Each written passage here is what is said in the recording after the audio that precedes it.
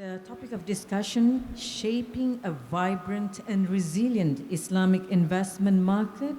We invite Tuan Syed Abdul Aziz Syed Kachik, CEO OCBC Al Amin Bank, playing the role of a moderator, and esteemed panelists, Associate Professor Dr. Aznan Hassan, Triple IBF IIUM, and Member Sharia Board IFI, Madam Nur Hanifa Hashim, CEO Franklin Templeton Malaysia, Bapak Irwan Abdullah, Head Sharia Capital Market Division, Indonesia Stock Exchange,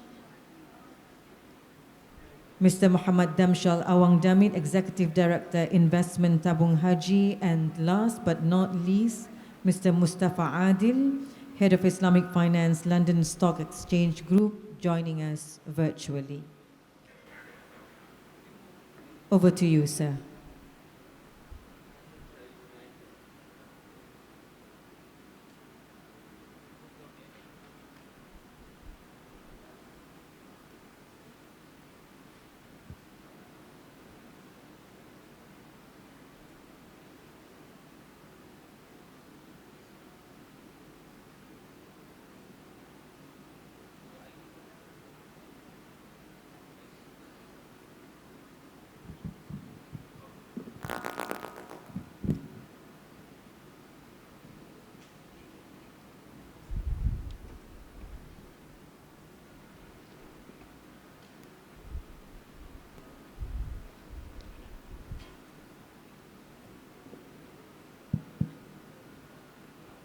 Bismillahirrahmanirrahim. Can you hear me? Okay, all right. Assalamualaikum warahmatullahi ta'ala wabarakatuh, and very good afternoon, everyone. First of all, I'd like to thank the organizer for inviting me and together with all the panelists today for our evening session, session 6. Titled Shaping a Vibrant and Resilient Islamic Investment Market. So I'm very honored and privileged to be moderating this session this afternoon. And before I proceed, let me just do a very quick introduction of the distinguished panelists that we have on stage with me today. First, Professor Madya Dr. Aznan, who is really a person that no needs introduction. I think he's globally renowned Sharia scholars, have done a lot of works in the field of Islamic finance and takaful. And he's also with the Institute of Islamic Finance and Banking of the International Islamic University of Malaysia. And we have Mr. Madamshal Awang Damit, who is the ED of Investment of Tabung Haji. On my left, we have Hanifa. I asked her earlier whether to call her Noor or Hanifa. She said just Hanifa. So for Hanifa, she's the CEO of Franklin Templeton. Yeah, and we have Mr. Irwan Abdullah, who's the head of Sharia Capital Market in the Indonesian Stock Exchange. And joining us virtually, of course, we have Mr. Mustafa Adil, who's the head of London Stock Exchange Group, and he's joining us virtually. Yeah. So, to start off the discussion, perhaps. Let me just give a bit of a background on the fact that at this point in time, I think everybody is fully aware of what's really taking place in the market globally. And it's not really an easy ride. It's not really smooth. It's still a bumpy ride at this point in time because of a lot of challenges that's taking place in the market with the geopolitics, with the war that's taking place, with the relationship between the US and China.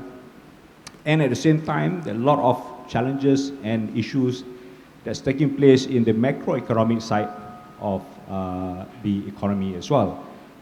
With rising inflation, still the pandemic, the lockdown in certain market, and you have the supply chain issue still at this point in time. So all these challenges actually give a lot of volatility in the present investment climate, if I may use that word, globally. So Islamic investment, in a way, is no different. I think we face the same challenges with the conventional investment as well. But given the fact that the size of the investment is not as big as a conventional, but we are growing with the asset of US 3 trillion, approaching slightly over 3 trillion assets globally for the Islamic investment. And also the fact that the emerging opportunity that's coming in, and you were exposed to the discussion earlier on sustainability, on ESG development, that really give some kind of opportunity as the Islamic investment converging with the ESG, and the fact that the ESG itself is part and parcel of the Maqasid Sharia for our Islamic finance.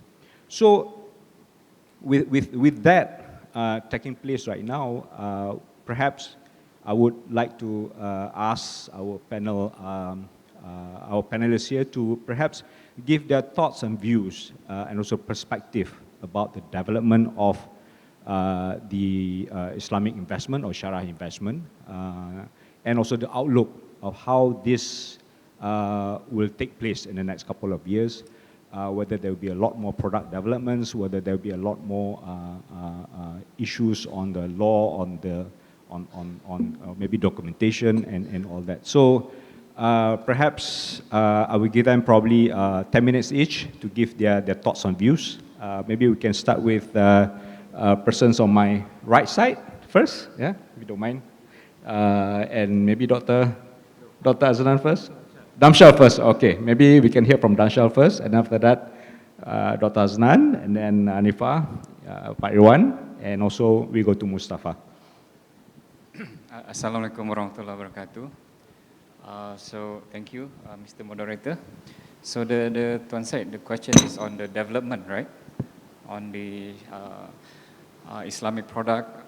When we talk about development from Tabung Haji perspective or institutional investors perspective, it's not so much on how broad or how many products that you have in the market, but how can the products complement each other in providing solutions to the institution.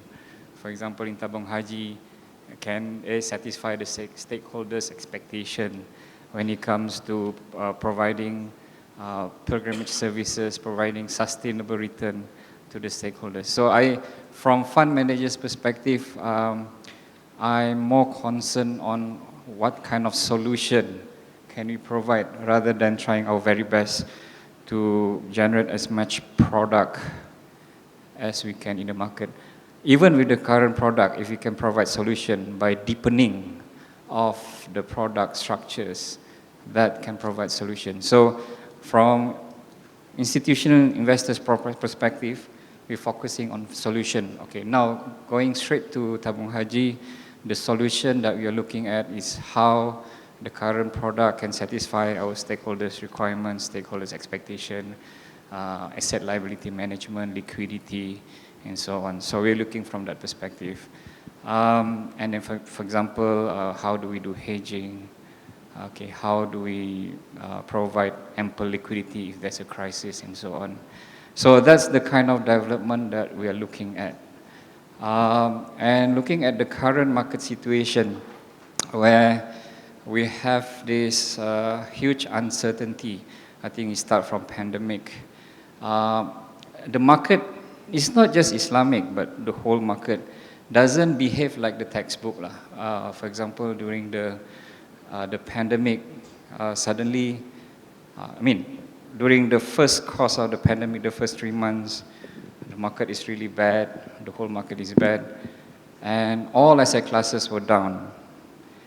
The thing is, because of crisis, and then suddenly there's a sudden surge of liquidity, meaning that there is a huge intervention by central bank by providing liquidity. And it impacts not institutional investors only, including the retail. So everyone goes into the capital market, not just into capital market, but even cryptos, you know. So in 2020, after this sharp decline of market, and suddenly there's a sharp increase in both market, in both asset classes, equity and fixed income. Now, this is where you can throw your textbook, because suddenly there's a positive correlation between asset classes. Did the central bank overdid or overdo in tackling the crisis? I don't know. But for fund manager, it is a challenge. It's a huge challenge. How do I optimize my portfolio when there's a huge correlation, a positive correlation between the asset classes? How do I optimize? But in every crisis there will be opportunities. Okay, opportunities. So we find areas where there can be mispricing. So during the crisis, the response by the government is something I would say aggressive and new. Sometimes they call it a great reset. And when the market is uncertain, you can see volatility in the market. The market somehow sometimes behave irrationally, and this is where the opportunities came in. And then if you can identify the mispricing, you can actually benefit from it. The other thing is about when it comes to institutional investors, whether it's Sharia or conventional, we also look, when we manage fund, we also look from the risk perspective. How do we price the risk? So when it comes to sustainability, ESG and all that, during the early years of ESG, we look ESG as a risk factor, not as an alpha generator yet. We look, because everyone is learning about ESG. So what is the risk of having ESG? What is the risk of not having ESG? So there's a transition to have ESG before becoming mainstream. Just like Islamic finance before, when it is first started, people say, if you go into Islamic, is it better than conventional? But I think it's a wrong comparison. You should not always compare Islamic and conventional, because it is a world on its own. You should compare the Islamic with other Islamic product, okay? And how it can, what they call it, help you in managing your fund. So the same thing here on ESG. So for Tabung Haji institutional investor, when we are still learning about ESG, I look ESG factor as one of the risk factor. How do I price the risk? Okay, and later on, once it become mainstream, then we can ask the question, can ESG provide value? Can ESG provide the alpha? I'll stop from there. I will let my, is it 10 minutes already? I thought it's 10 minutes. I will give my extra time to Dr. Hassan, but I can elaborate more on how we position the risk and how I can position the alpha from ESG later. Thank you.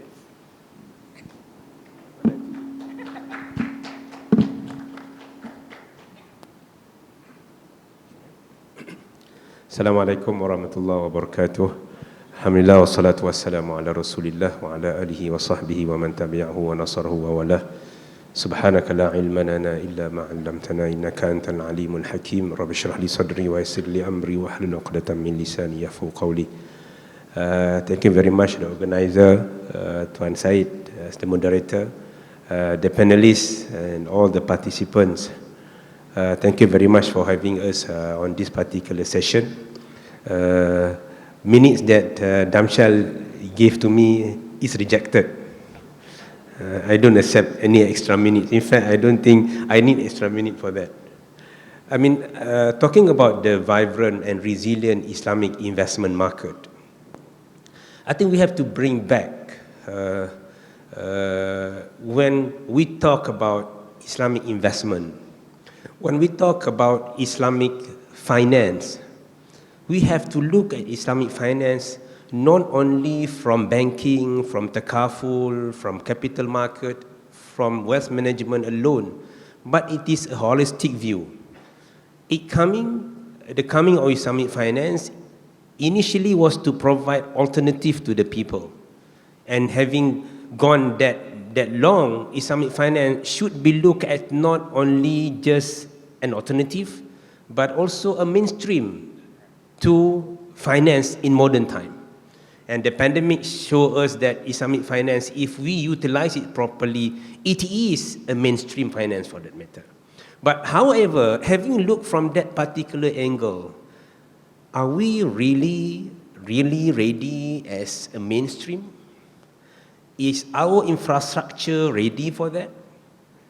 The one that we have seen so far, is that we are actually riding on the conventional infrastructure. All circumstances, all situations, even from the product structuring point of view. Every time when we see product structuring, people will compare, in conventional, what is the equivalent product that we have in conventional? Means that still back in our mind, conventional still the anchor for any product development perspective. So I have, on my own effort, working in several jurisdictions, if you're talking about the vibrant market, investment market, there at least must be 15 criteria that we have to look into.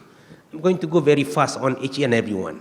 15 ingredients or 15 items that we need to look seriously if you want to see Islamic finance as a mainstream for us to build a more vibrant and resilient Islamic market, investment market for that. The first one is the demand side. This is the big one, demand side. When we started Islamic finance, we were worried about the demand side, whether we have the demand or not. Even now, we are still worried about the demand, to be frank. Put sukuk aside, you put sukuk aside. Can you tell me how Islamic finance has been able to penetrate the non-core market?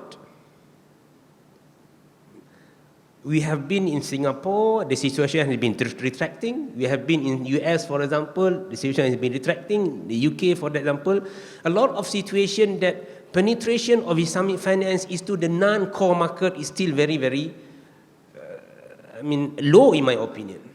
Put aside the Islamic countries, the GCC, Malaysia market, Indonesia, even for that particular market also, for us to see people embracing Islamic finance, we need to put what we call initiative, we have to put all the incentive over and above the one that we get in conventional.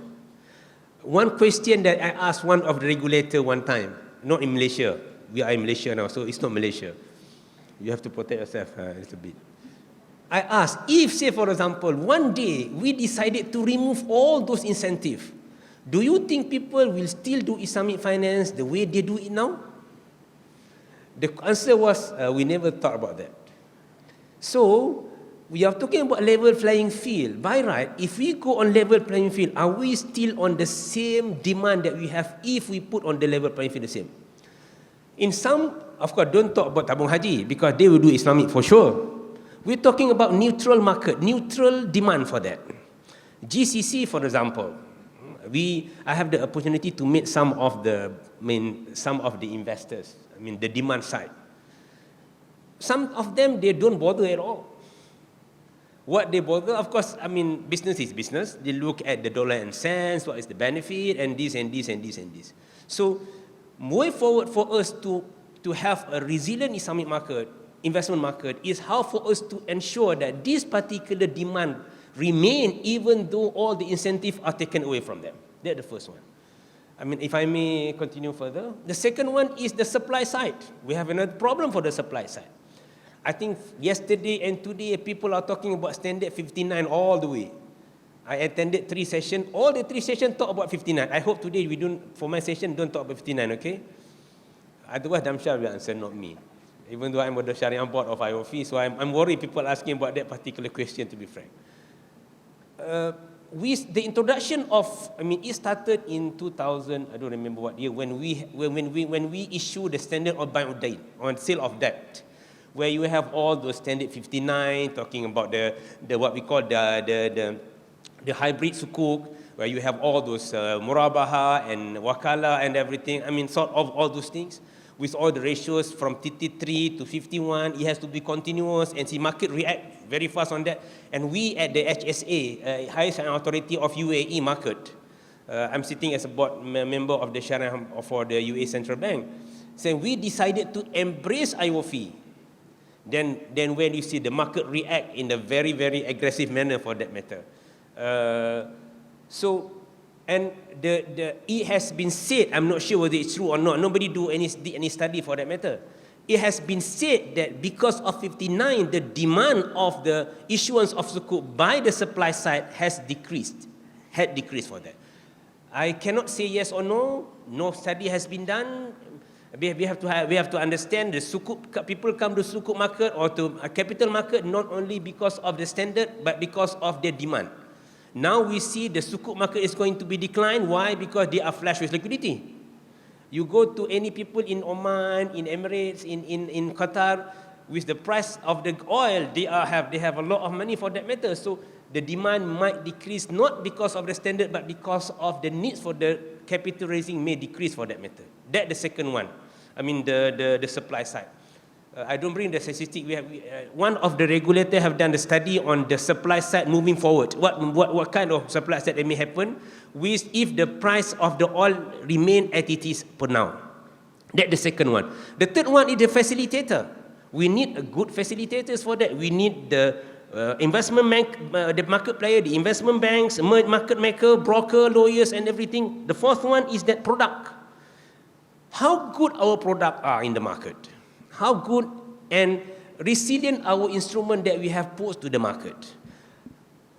Other than Malaysia, for example, we are remaining with the same product again. We have only sukuk, we have equity. Equity is a pure plain equity actually. We don't have any equity derivative.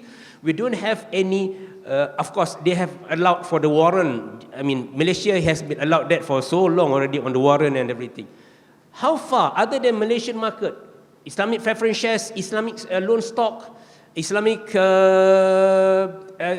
warrant, bonus issue and everything, all those are still, compared to conventional, we have not been able to produce a product equivalent to that particular product. See, I'm talking about equivalent as well, still.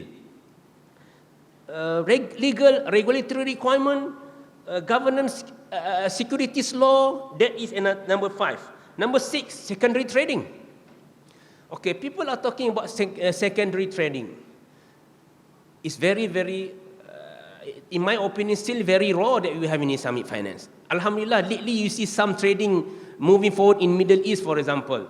But we are still very raw, whether it is on exchange base or whether it is on OTC, for example. The trading of sukuk, for example, is still very low compared to conventional for that matter. People from Middle East can tell how the bond is traded compared to sukuk for that matter. Allo trading platform, pricing mechanism on the equity part, for example, on the sukuk part, we have a lot of thing to catch up on the pricing mechanism, bond information, trustee, credit rating, for example, taxation framework, another problem. The last court case in the US about the community murabahah, this another thing that may pose some issue when it comes to the Islamic financial product. The financial guarantee institution to ensure that the rating will be good when it comes to sukuk, for example. The supporting product. You are in Malaysia, you want to invest in sukuk in Middle East, for example. What are the instruments that you have to hedge your position from USD, URM, for example? Is the price is good for you to go for the hedging? All those are again areas that we have to look into. And the last but not least is time to market. This has been a talk in the market for so long already, time to market. If we do sukuk compared to if you do bond, what will be time to the market that you have? What we have so far, in almost issuance, time to market when it comes to sukuk is more compared to time to market when it comes to bond. These 15 instruments, 15 agenda, 15 items, I believe are some most important thing that we have to tackle to ensure that we are able to produce a more resilient and a more vibrant investment market when it comes to Islamic.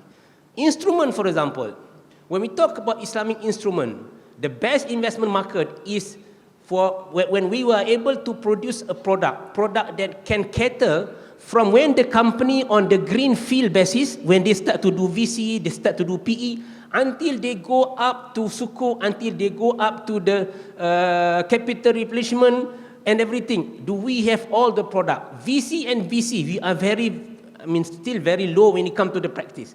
Talking about loan stock, talking about Islamic preference shares, talking about sukuk, for example, talking about equity, for example, a lot of other things that we have to catch up. What I'm trying to put here today is that for us to create the good and vibrant Islamic investment market, all those items need to be studied carefully to ensure that whatever that we put to the market is based on our capability to support both sides, the supply side and as well as the demand side. Now people are talking about all the SRI, ESG and everything. Again, another challenge for Islamic finance. We are now have to put ourselves to face all the challenges that we have, like it or not, whether you consider to be a risk factor or you consider to be alpha factor for that matter, like it or not, we have to go through all the process. Again, all those has to be put into consideration when we consider creating a vibrant and viable Islamic investment market for that matter. I stop there first. Thank you very much.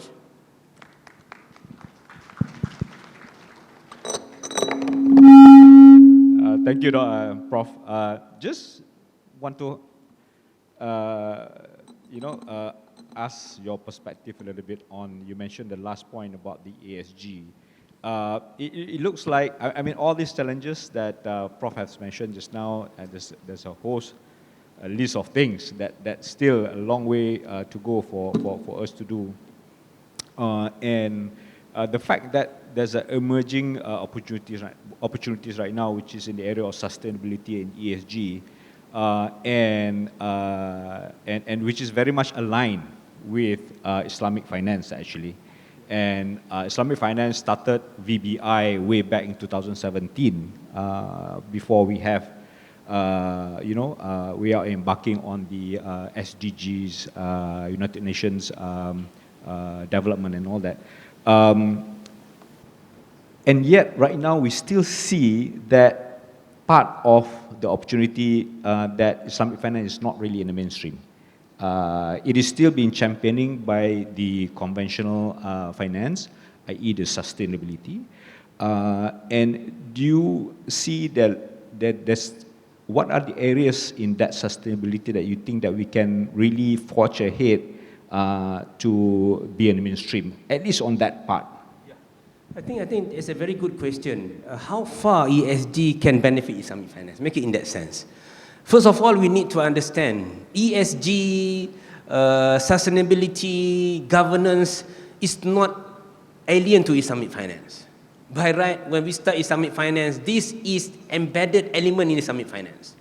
If I can cite to you hadith or Quranic verses on that matter, there are a lot. People are talking about taking care of our employee, for example. Hadith of the Prophet make it very clear. If you have a slave, if you are a master, you have a slave, what the Prophet tell you, whatever you eat, give the same food to him. Whatever you dress, give the same to him. That's very, very strong when it comes to governance for that matter. Taking care of the employee. Talking about sustainability, the Prophet ﷺ said very clearly, if the day of Qiyamah is about to come, you have a seed in your hand and you are able to plan it. That is about sustainability. So a lot of hadith, verses from Quran talking about all the ESG. But it so happened that perhaps that time we were so concentrating on avoiding riba, gharar, be it, alhamdulillah, no problem, we managed to get Islamic finance that we get. But moving forward, we should go to the more substance of Islamic finance. And VPI, that's why to me, VPI is one of the good initiatives taken by the government of Malaysia, of Band Negara. Why? Because it put all the element of Islamic finance, not in terms of form only, but substance and the purpose. One of a very good scholar, if I may, Tuan Syed, Ibn Qayyim. Ibn Qayyim, people ask him, how for us to evaluate anything? What he said, very, very good question. They kata, look, anything that benefit Muslim, benefit humankind, that is Sharia. Anything that benefit humankind, that is Sharia. If anything that harm humankind, it cannot be Sharia. Whatever term Arabic you want to put, murabaha, whatever, it cannot be Sharia. If it's against the human benefit, it is not Sharia. And if it is for the humankind, for the humankind, it has Sharia there. If Allah subhanahu wa ta'ala close one door to haram, Allah subhanahu wa ta'ala will open 1,000 door to halal. If Allah close one door to haram, Allah will open 1,000 door to halal. Means that when Islamic finance talking about form, talking about it has to be with all the Arabic terms, and be it no problem. I mean, some may disagree, some may agree, but the purpose of Islamic finance was maqasid. That is what we call the purpose of humankind. So it is very Islamic for that matter. Now we are talking about penetration. Until now, our penetration to the non-Muslim jurisdiction is very low. Perhaps with this sustainability, with this ESG, with this, all those ethical, perhaps that can be a room for people to experience Islamic finance. I give an example. We went to Canada, just a live example. We went to Canada. I was put as a scholar in front, together with some of the scholars from other what we call other faith. There are one rabbi, one priest, and one from Jai religion. I don't know what we call the scholars of Jai religion. That's my first time hearing on that particular religion anyway. So they asked me in the session, what is Islamic finance? Then I said, how long you give me time? I said, as you wish. I said, can you give me 10 minutes? So they said, continue. So I talked about Islamic finance. So what happened in that particular session, the priest tell me, if that is Islamic finance, this is a good finance. This is a good finance. But why it never been told to us in that manner? I said, that's why sometimes something beautiful, you cannot realize the beauty of that particular item. So perhaps by leveraging on sustainability, governance, social, perhaps we can penetrate more to the non-Muslim jurisdiction rather than coming and declaring this is Islamic, and then perhaps that can be one of the room for us to penetrate that particular areas for that matter. I believe perhaps we can try around that. And we are working on that. One of the big bank is working toward penetrating to non-Muslim jurisdiction from that particular angle, rather than declaring that to be whatever, but try to go on what we call common ground basis, ethical, social, governance, sustainability, and try to penetrate and relying Islamic finance to them in that particular manner. Sorry for taking too much time. That's okay. That's very good. Very good. Thank you, Prof. Here we like to pass the mic to Hanifa. Perhaps we can hear her thoughts as well on the Islamic investment. Please go ahead.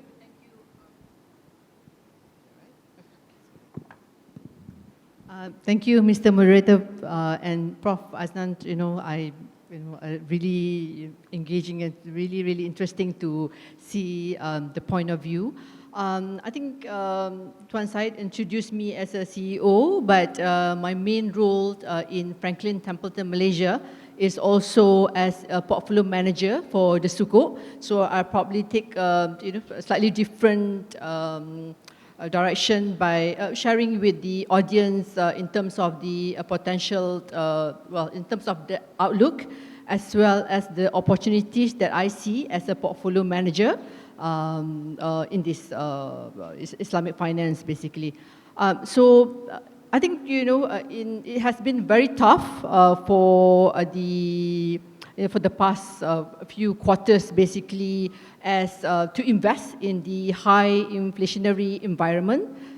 We see, obviously, as a Sukuk portfolio manager, you have, when you face the hike that is as aggressive as what we have seen for the past few months in Malaysia as well, 2 times already, that's considered slow, So it's been very tough for the portfolio manager, but I think in terms of the outlook going forward, that probably, for us, we feel it's already almost peaking for Malaysia, in a way that you have better going forward in the second half in terms of the visibility.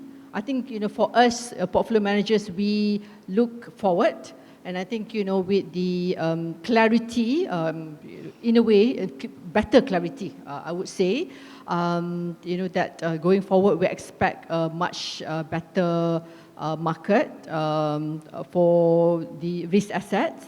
And I think, that actually translates to the opportunities. I think, Prof also mentioned in terms of the issuance side, the supply side, has been lower, especially in the first half of the year because of the volatility, extreme volatility that we have seen. So I think, for us going forward, we expect, the market to be, especially the sukuk market, is going to be more resilient. You're seeing the first 6 months, just for to share that the index was -2, for example, for the sukuk market. But in July alone, you can see the turn around and it's back to the positive. Imagine from 2% down, you are now in July alone like about 2.5% up. So that kind of volatility, and we see in terms of the issuance are coming back to quite aggressively, and in terms of demand as well. I think this should be better. And I think in terms of the opportunities that we in Franklin Templeton have observe is the rise of interest in terms of the alternative assets, in particular on the private side. So I think for us, we have been talking to our investors in terms of private Sharia debt as well as private Sharia equity. I think there's some common theme, especially in terms of the sustainability, in terms of the, I think, the most popular, for example, for us, in terms of promoting is global Sharia tech. Sharia tech is no longer a thematic for us. It's actually a core investment team. And it's distributed all over the globe, including in Malaysia as well. So we can go through that. So a lot of this private side that's hopefully will lead to opportunities for investors to invest in not just the public market where you have seen extreme volatility, but also on the private side. I stop there first.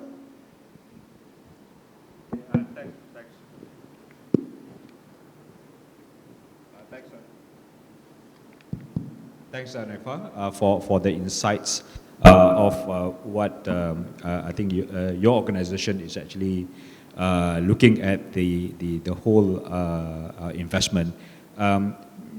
Perhaps if I may just pick your brain a little bit on, I think this is an extension from the discussion that we had just now about the differences and also the emerging similar trend that happened when Islamic finance first started. How do people look at Islamic finance versus conventional?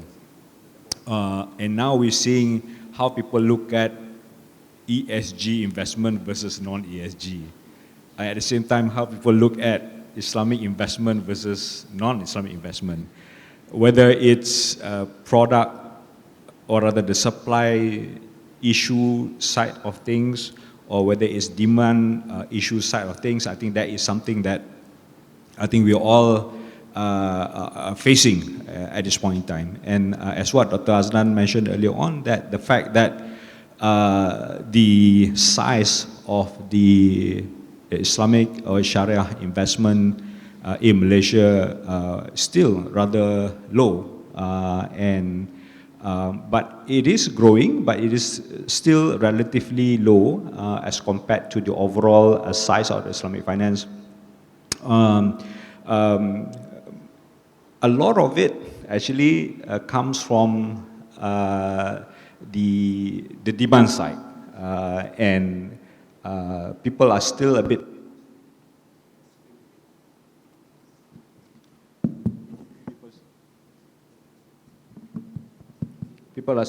agnostic when it comes to ESG or Islamic, and then they will always look at the return. I think that is always the number one priority. So, I guess looking forward, with all these changes that's taking place, do you think that there will be a day or there will be a time when people will look at more of the ethical side, or rather the value side of the asset as opposed to the return itself? Value versus growth, for example, you know? So from your experience dealing with your customers, which are big, heavy investors, are they really looking into that? In other words, are we moving towards more of a investment plus philanthropy kind of environment going forward? Yeah, your view, please. Thanks.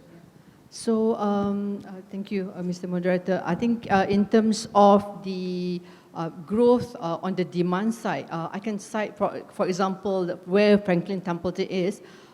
You know, during the pandemic, actually, at the height of it, March 2020 to like March or until June this year, we actually grew double digit, more than 20% in terms of AUM. So, you know, of course, I think there's a lot of liquidity, you know, that's being pumped by the regulators, and we grew.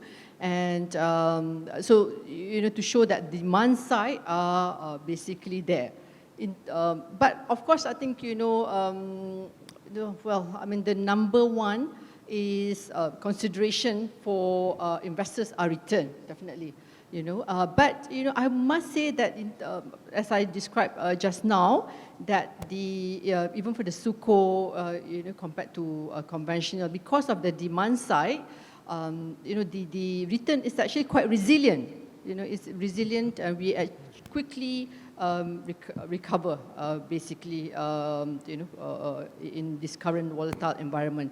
So, but I think, you know, if we can balance, you know, that's why I think we have a lot of the sustainability, you know, if we look at the Malaysia example, for example, out of the sustainability bond or / SUKO, 30% bond, 70% actually SUKO. So, you know, there's a lot more SUKO issuance that is, you know, that qualify as sustainable. So we're looking at both. Demands are always there. Return is important. But I think, you know, the investors nowadays are also looking at the, like you mentioned, philanthropy side of things, yeah. Okay, thanks. Thank you for that thoughts. Now we go over to Pak Irwan, who perhaps can share with us as well about the development of the Islamic investment, especially in Indonesia. And please, Pak, over to you. Thank you, Moderator. Assalamualaikum warahmatullahi wabarakatuh. I think I don't need to share about my opinion because I totally agree 100% with Prof. Aznan said. But I'll tell the story. I have a friend. He is CEO of one of brokerage in Indonesia. He developed what we call it the Syariah business unit in his brokerage. One day, he told me, Pak Irwan, my reason why develop the Islamic business unit in my company is simple, he said. And I asked, why? Because I want to sleep well every night. It's simple. The reason is simple. And I said, why? You know, when I do this business, when my every day I ask to my employee, how many percent the Islamic investor trade this day? If a lot of Islamic investor trade this day, he said, okay, I can sleep today. Because why? Because in the Islamic way, margin trading is prohibited in Indonesia. So there is no risk for the trading. Because cash basis. In Indonesia, when you buy, sell a stock in Islamic way, using what we call it the Sharia on trading system, it's cash basis. If you have no money, you can trade. If you have money, you can buy. If you had a portfolio, not money, but a lot of stock, but your money is empty, you cannot buy. You should sell first your asset and then buy with cash. And he said to me, my goals is minimum 50% of investor in his company is Islamic investor. This is non-Muslim. Yes, Islamic investment is a business, not about the religion. It's a business. Islamic investment is ESG. I agree 100%. No need to explain ESG in the Islamic way because Islamic investment is ESG. We talk environment, we talk social, we talk governance. Yes, we talk Islamic way. But remember, when we develop the product, the Islamic-based product, we talk about two things. First, the product itself, halal, haram, the underlying, the process, the structure, and how they trade, how they sell, how they buy, or the mechanism. Almost we focus on the product itself. About the mechanism, about the how to trade, nobody care. Because if you buy and sell the halal product, you do the Islamic way. If your product is, in Indonesia we call it bebas riba, you do the Islamic ways. No, as Prof. Aznan said, it's not about that. So, talking about the Islamic investment, I find out 5 variables. First, yes, in terms of growth, we increase significantly, but in terms of numbers, we stay small, especially in Indonesia. Second, we lack of innovation in product, in technology. So in Indonesia, if we talk about the Islamic finance in terms of financial technology, it's very late. We have a significant gap between the conventional one. For example, in Indonesia, the conventional broker, when you open account in the conventional broker, you can do it in less than 30 minutes, 100% by apps. But in Islamic investment, cannot. You can imagine the head office in Jakarta, in Indonesia, and your investor, your client is in Sumatra. But you should open account in the physical delivery. Technology is key. Then Indonesia, especially, is lack of innovation in technology for the Islamic finance. Third, about the demand. Yes, I absolutely agree. The Islamic finance is demand is higher than the supply. We have a lack of product.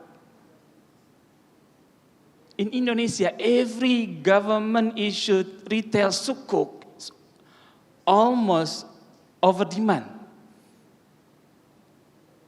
And who is buyer? The young people. Because Indonesia is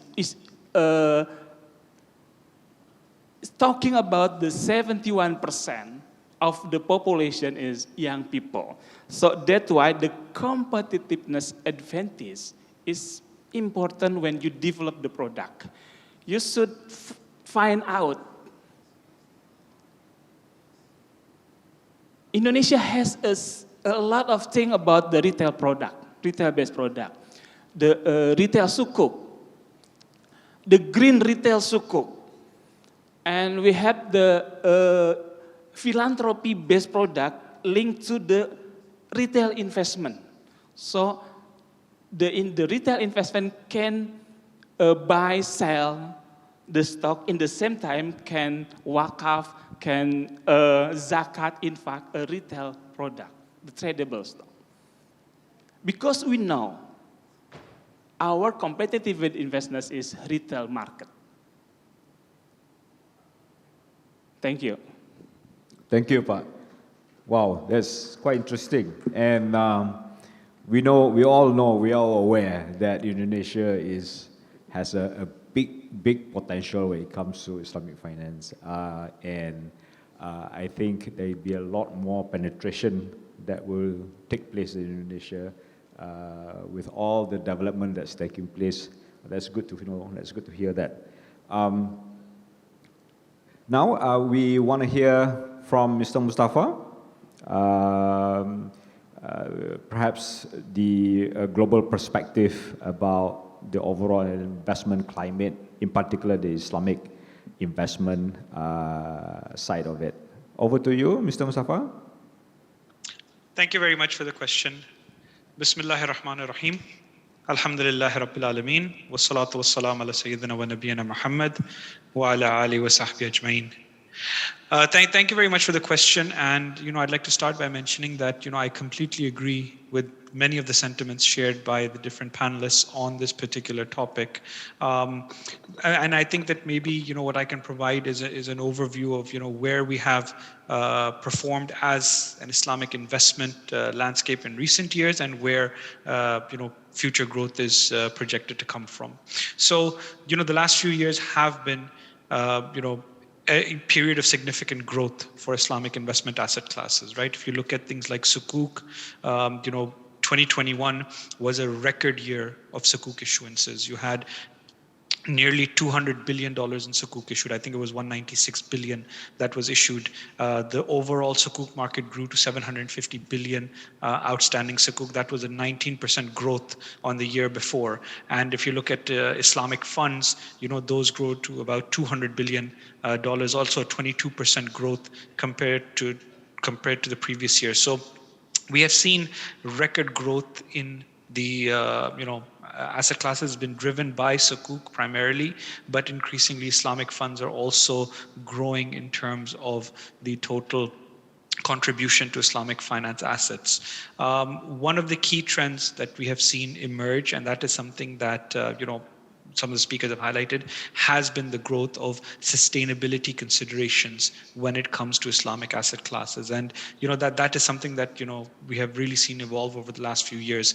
As mentioned, sustainability really is at the heart of maqasid al-Sharia, and it's impossible to detach it from maqasid al-Sharia considerations. But what we've seen now is that operationally, ESG considerations, sustainability considerations are entering when it comes to Islamic investment asset classes. And this is primarily being driven by three key stakeholders. The first one is the regulators. And I think as governments have moved towards a national agenda to tackle climate change and to address the sustainable development goals, they realize that there is a significant funding gap. It was prior to the COVID crisis, it was estimated at $2.5 trillion of funding required. After the COVID crisis today, that number stands at about $4.2 trillion. So this is the gap between what is available today and what is required. So governments have been pushing the agenda, and that has trickled down to regulators who are now driving sustainability considerations in the investment cycle. And we're seeing that impact on the conventional side, and we're seeing that impact on the Islamic side. The second area is from the scholars community, and people like Professor Adnan and others who are leading the way when it comes to embracing ESG and sustainability considerations. The industry is moving away from a negative screening approach where as long as it doesn't do 1, 2, 3, it is considered to be Sharia compliant, towards moving towards what is the actual social impact or environmental impact that this particular investment is going to have. And that is very heartening, because that scholar shift is driving a lot of investors towards that. And the third stakeholder, which is the most important by far, is consumers. And consumers are really driving the shift towards that. There's increasing awareness amongst investors about sustainability considerations when it comes to investments. And another very interesting factor is that, over the next 5 to 10 years, we're going to see probably the most significant wealth transfer in human history, where wealth that currently sits with the older generation is going to slowly transition into the hands of the younger generation. And we know that the youth, as Pakarwan mentioned as well, they consider sustainability, they consider ESG and green initiatives when they look at their investment decision making. And we're going to see the wealth transition in that area.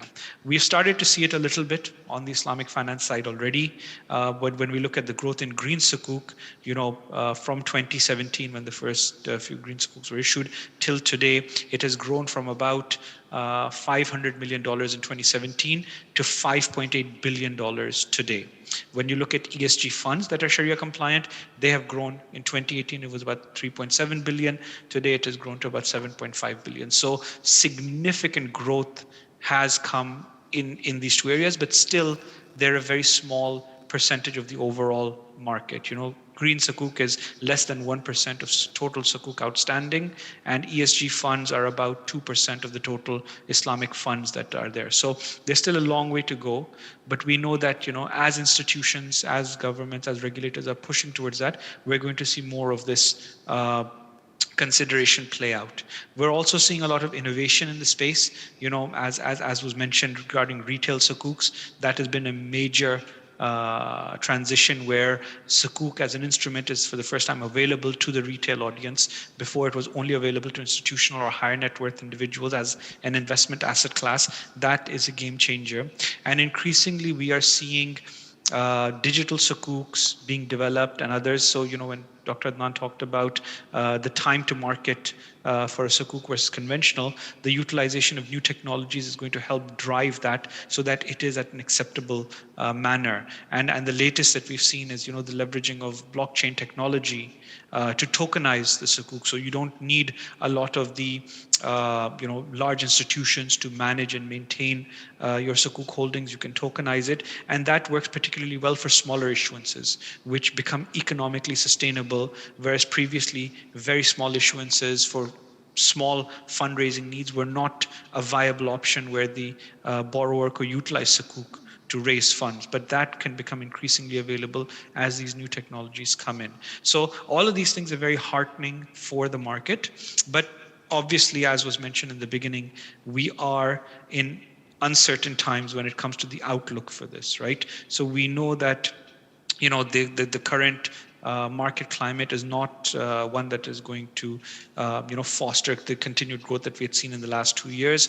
We've already seen it on the sukuk side, where, whereas the first quarter of this year was, very, very significant. I believe $60 billion worth of sukuk were issued. The second quarter was very, very muted. Only a quarter of what was raised in Q1 was raised in Q2. So we're already seeing the impact of the current market climate on that. And our expectation is that for the next 1 to 2 years, there is going to be subdued growth. Very marginal growth is going to come out of this. And that's primarily based on the macroeconomic factors, things like inflation, projected interest rate hikes, the quantitative tightening that is expected to take place over the next 1 or 2 years. The thing that is uncertain in all of this is obviously the geopolitical aspect. We don't know what impact that is going to have on the markets, but our projection based on the macro considerations is that we will have 1 to 2 years of subdued growth, but with all of these innovative developments, with increasing consideration for ESG, with a wealth transfer shift into the hands of the younger population, and with the development of digital channels and digital tools, we expect significant, fast-paced growth to come back within 2 years in the Islamic investment market. Thank you. All right. Thanks, Mr. Mustafa. I think that's very excellent overview of the international investment climate that's taken place, and also your outlook over the next couple of years. And it's quite interesting that you mentioned as well that the wealth transition or wealth transfer from the older generation to the new generations, who's really open to a lot of new ideas, especially in the area of ESG, climate change, green bonds and all that. And perhaps the social impact as well, that they are quite attuned to that for the younger generations. So one of the things, perhaps this is probably the last topic, I don't know whether we have time or not, but one of the things that really, the changes that we've seen, and in fact, this is also one of the things that I think the whole market is trying to correct this in the area of ESG, is the area of inequality. I think over the last couple of years, I think the gap has widened further given the pandemic, given the quantitative easing and all that. So I think the gap on the inequality has already gone up. So much so that a lot of the governments are looking at reforming their fiscal side, fiscal reformation on how to actually ask for more money from the residents, from the citizens, i.e. to increase the tax. So it's not an easy thing, but I think this is what is going to take place going forward, where a lot of governments are looking at your pocket, my pocket, how can they actually get more money from all of us.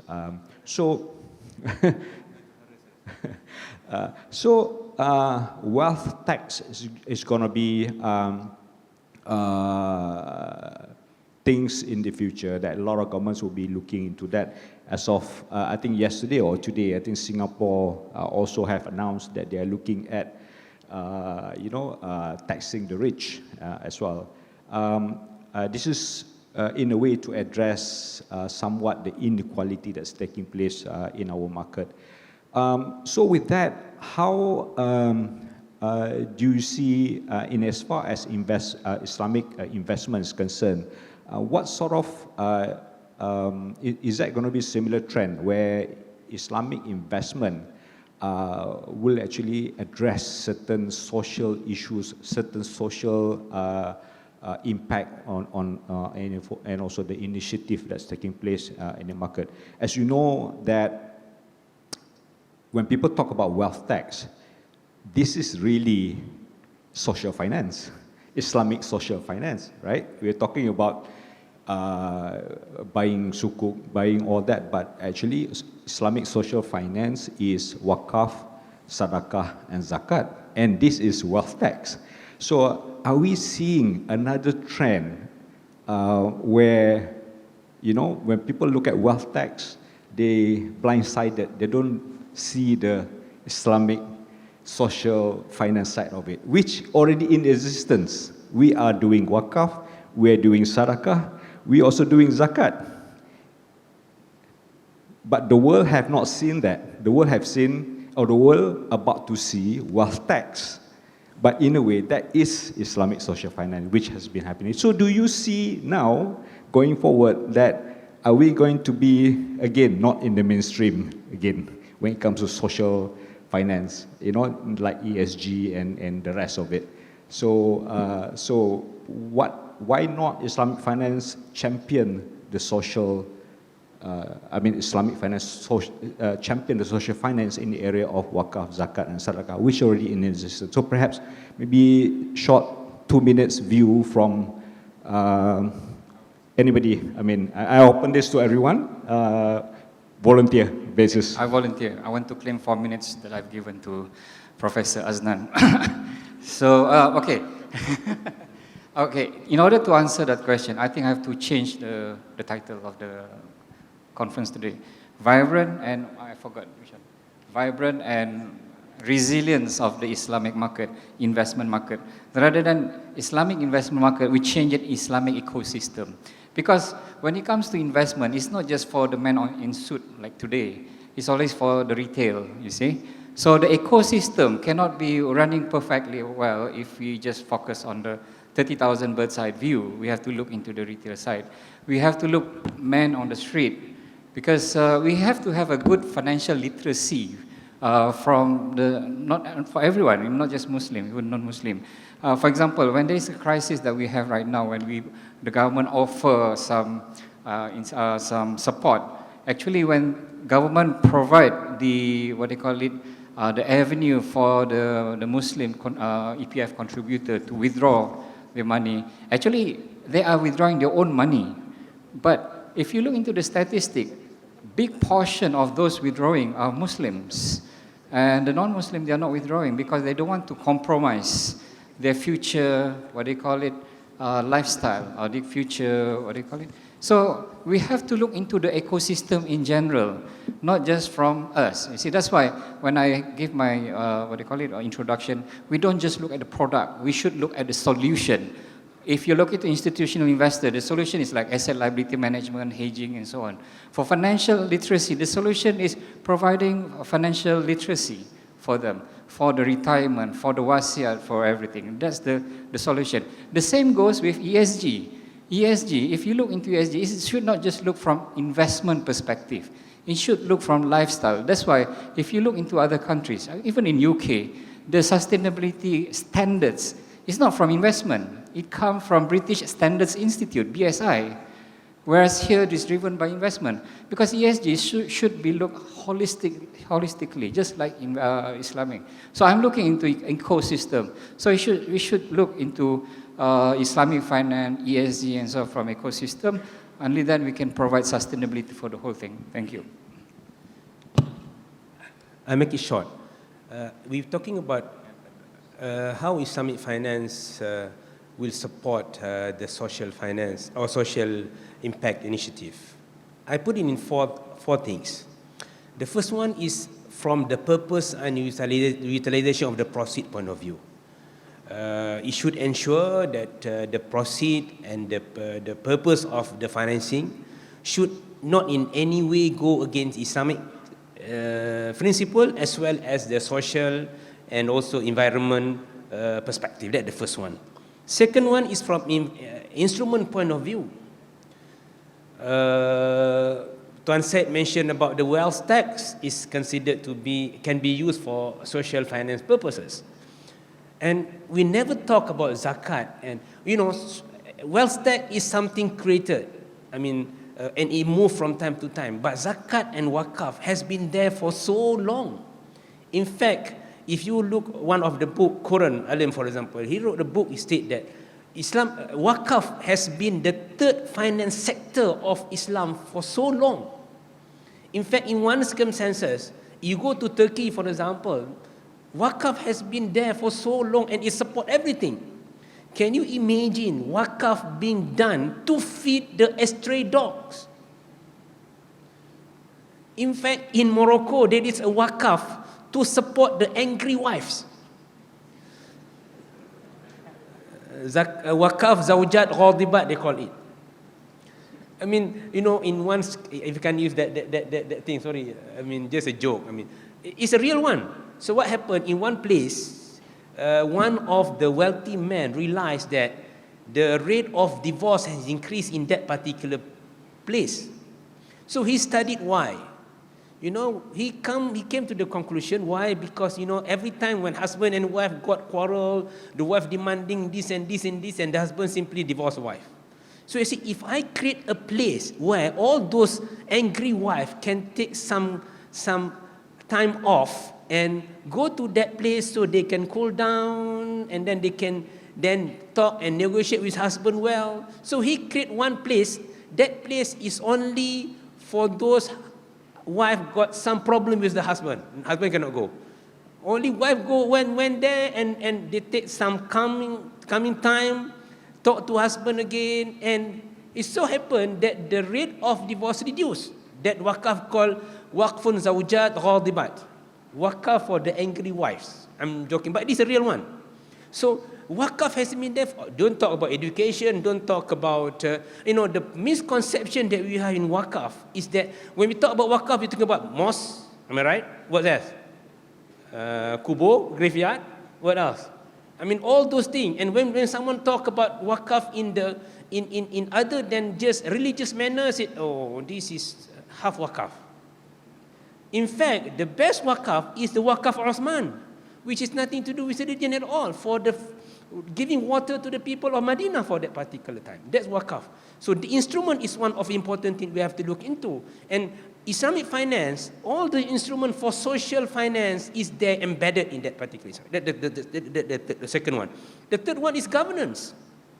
People are talking about ESG, governance, how to take care of the employee, how to take care of relative of the employee, how we have to ensure that the employee can work well, taking care of work-life balance and everything. All those have been enshrined in Islamic principle for so long. How for us to just pick up that particular understanding of Islam to put in our governance for that matter? That's the one. The first one, I come to another point of view, just to put it.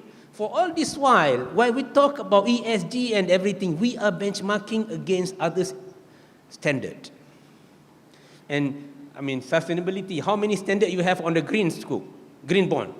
Asian green bond, whatever, how many standards you have? 100. I mean, a lot of standard, right?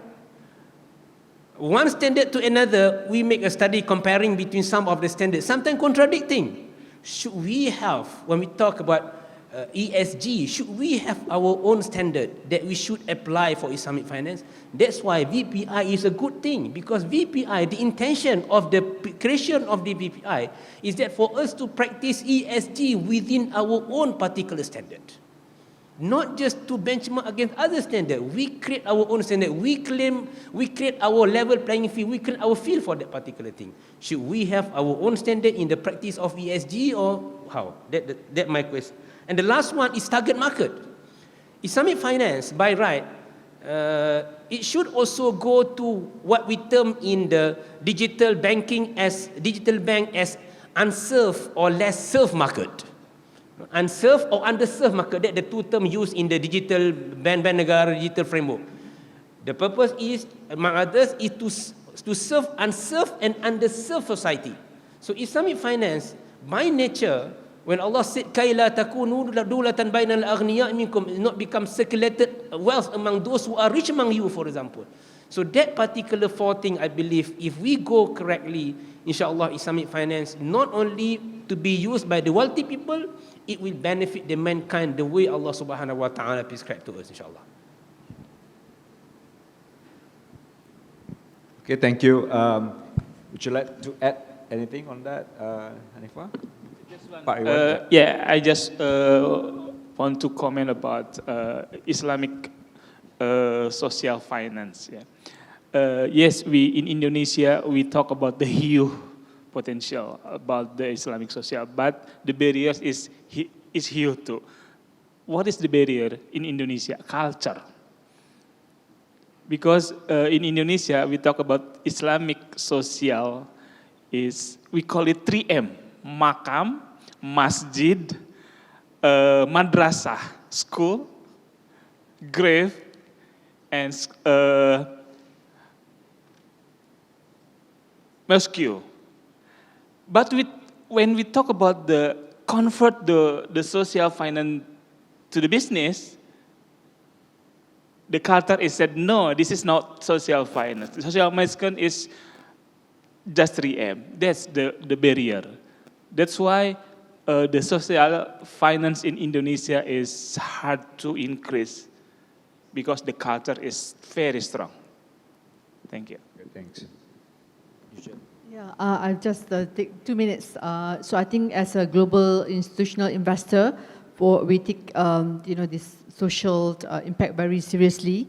And I think the recent, in terms of product that we see interest is mainly in the themes of food security as well as energy. So for us, that's where we are focusing, especially with regards to private equity that fund that we are potentially going to launch and Sharia-based, specifically with these two, rising and issues basically. Yeah. That's good. That's good. Thanks. Mr. Mustafa, anything from you? Yes, sure. No, thank you very much for the question, and I think it was an excellent question. There is no doubt that the disenfranchised segments of community over the last few years have you know have suffered, and income inequality has increased. And one of the things that we mention is that with climate change taking place, the people that will be impacted most by it will be the disenfranchised segments of society. So immediately you have the people who are dependent on climate for their livelihoods, people like farmers, fishermen, and other individuals of that nature. So they will be impacted very significantly. And the second impact is going to be over the next few years, we expect to see a huge movement in human migration.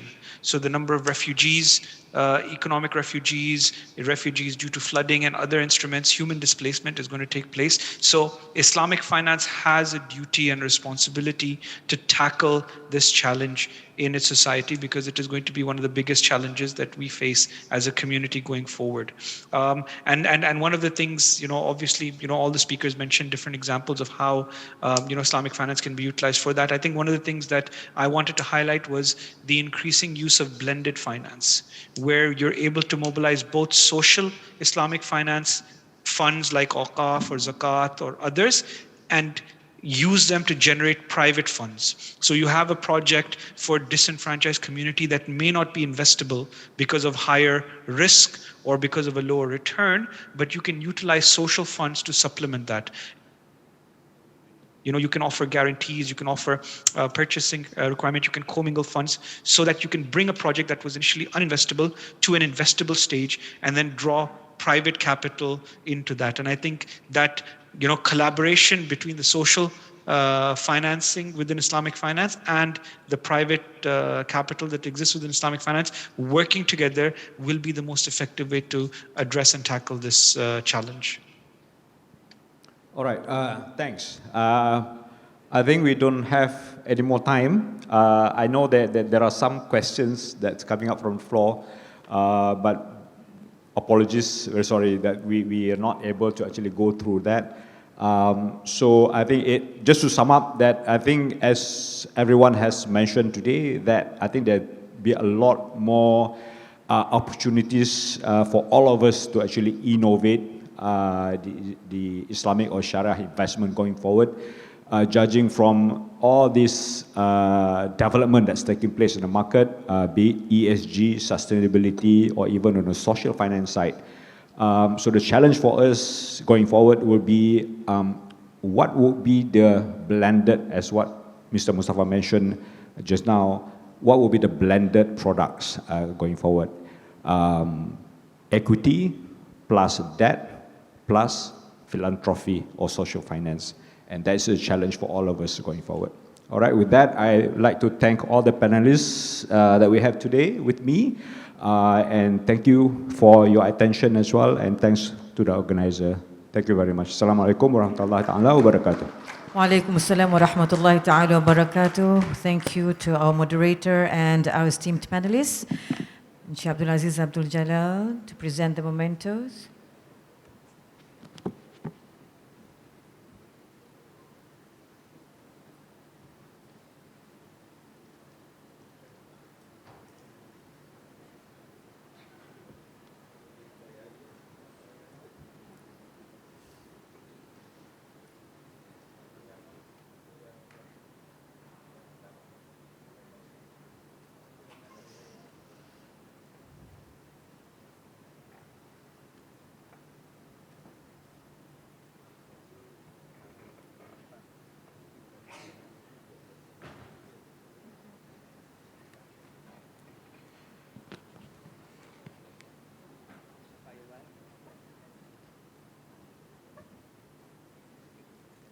Thank you very much. Can we have one pose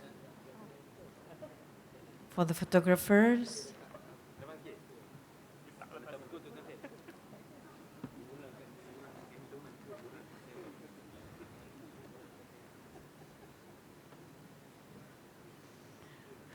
Round of applause for moderator and our speakers.